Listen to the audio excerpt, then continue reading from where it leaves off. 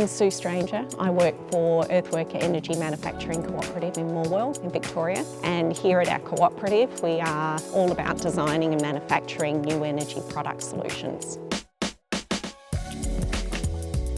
Since 2015 we've been manufacturing hot water tanks. Super efficient, locally made. We source the outer casing from a local company as well. We pair our tanks with the Reclaim heat pump compressor, which is the best on the market at the moment.